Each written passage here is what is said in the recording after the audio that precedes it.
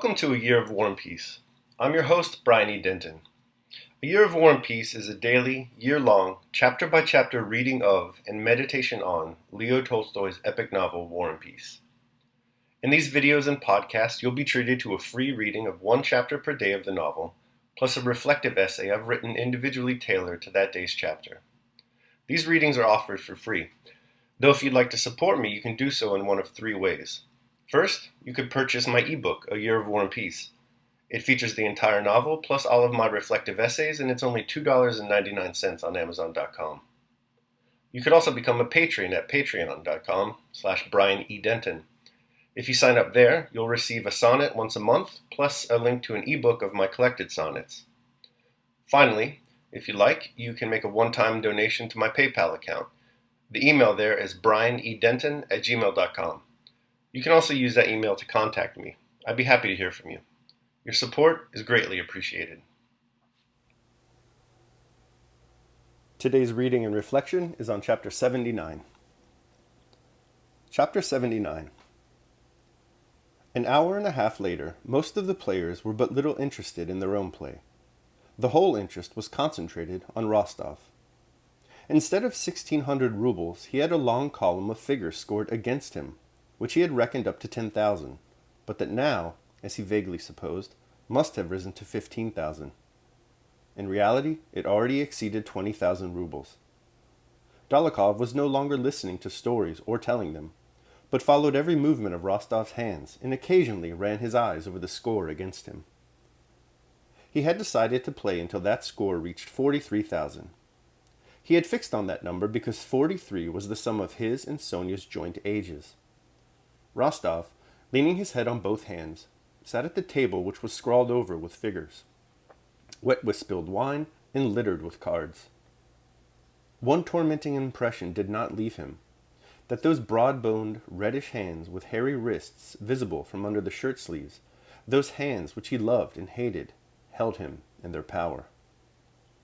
600 rubles, ace, a corner, a nine, winning it back's impossible. Oh, how pleasant it was at home. The knave, double or quits. It can't be. Why is he doing this to me? Rostov pondered.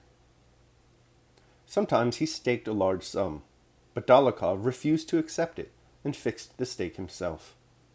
Nicholas submitted to him, and at one moment prayed to God as he had done on the battlefield at the bridge over the Inns, and then guessed that the card that came first to hand from the crumpled heap under the table would save him, now counted the cords on his coat, and took a card with that number, and tried staking the total of his losses on it. Then he looked round for aid from the other players, or peered at the now cold face of Dólokhov, and tried to read what was passing in his mind. He knows, of course, what this loss means to me. He can't want my ruin. Wasn't he my friend? Wasn't I fond of him?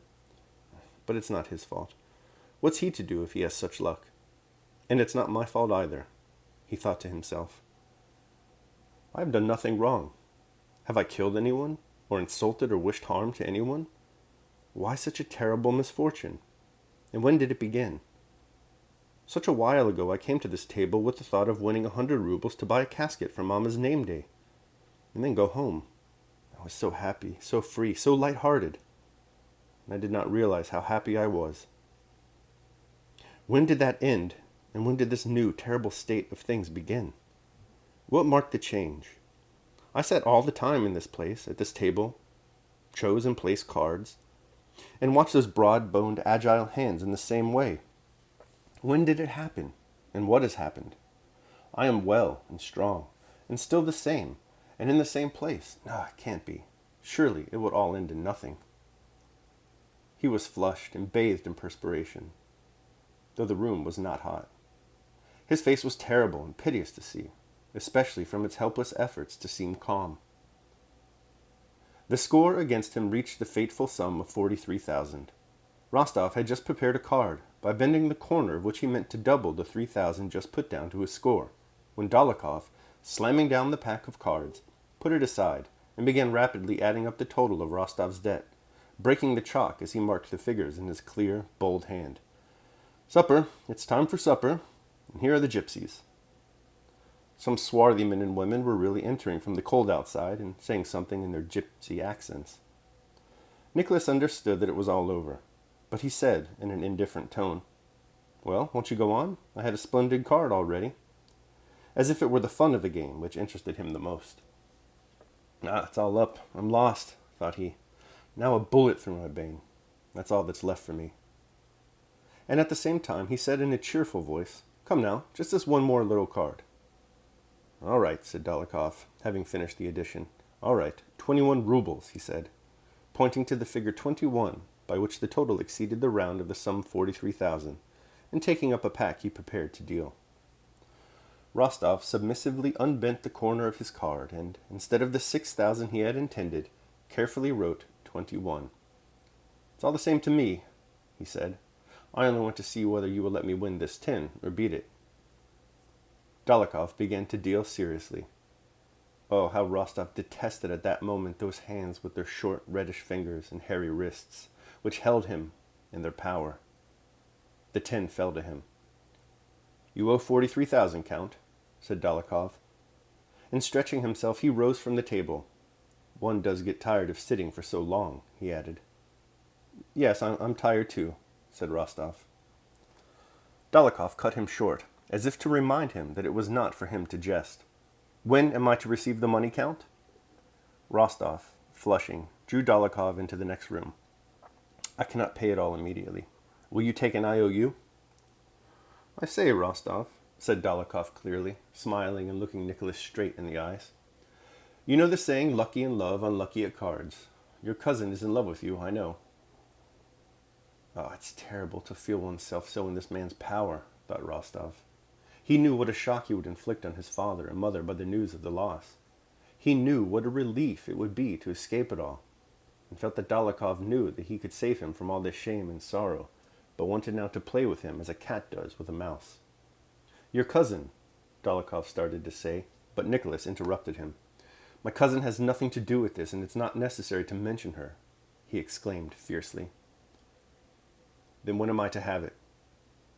"Tomorrow," replied Rostov, and left the room. All right, so that concludes my reading of chapter 79 of War and Peace. I hope you liked it. We'll now be moving to the reflection on the same. A Year of War and Peace, Day 79. Self-doubt and the dread existential. Hounded by debt and pursued by collectors, Fyodor Dostoevsky entered into a rather odd contract with an insidiously opportunistic publisher. The contract called for Dostoevsky to either submit a new novel to the publisher by November 1st, 1866, or the publisher would obtain the right to publish anything written by Dostoevsky within the next 9 years without compensation. This agreement yielded one of the early Dostoevsky masterpieces, The Gambler, and Dostoevsky himself a wife, the very same woman, over 20 years his junior, who he hired as a shorthand typist to expedite the process of preparing his manuscript. So sometimes, I suppose, gambling and extreme debt can yield at least some benefit. Not so for Rostov today. I just don't see the predicament he's gotten himself into, inspiring either a great novel or creating value for his stock in the Moscow marriage market. We last left Rostov, you'll recall, at the gambling table, losing quite a bit to his old friend Dólokhov. Today we learn he's lost even more. Some horrible compulsion leads him to remain at the gambling table until he has amassed a debt of 43,000 rubles. In addition to the debt, poor Nicholas Rostov has also created for himself some pretty nasty existential questions. How has it come to this? What have I done to deserve it? I used to be so happy. How did this terrible state of things begin? He also asks why Dólokhov is doing this to him, and why that man seems to be taking such joy in his suffering. Wasn't Dólokhov his friend?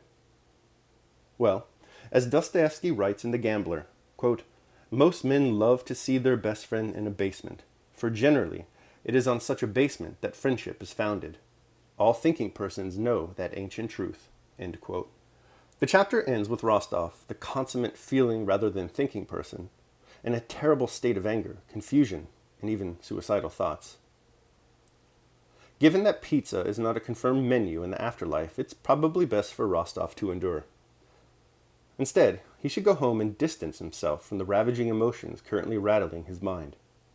Only then, under the calm reassurance of reflection, can he accurately assess his situation and examine himself to find the answers to the questions he asks above? My best guess is that he'll learn that his untamed emotional response to situations leads him to impulsive and self-damaging action. He may want to do something about that. Daily meditation. We ought not to fly into a rage, even when the injury appears to be open and distinct, for some false things bear the semblance of truth. We should always allow some time to elapse, for time discloses the truth. Seneca, on anger. All right, so that concludes my reading and reflection of chapter 79 of War and Peace. I hope you liked it. Tomorrow we will be reflecting and reading chapter 80. Thanks for listening. Remember that if you'd like to support me, you can do so either by purchasing the ebook, A Year of War and Peace, becoming a patron at patreon.com, or making a one-time donation at PayPal. The links to all that are below. Your support is greatly appreciated. I hope you join me tomorrow. Until then, take care of yourselves and of others.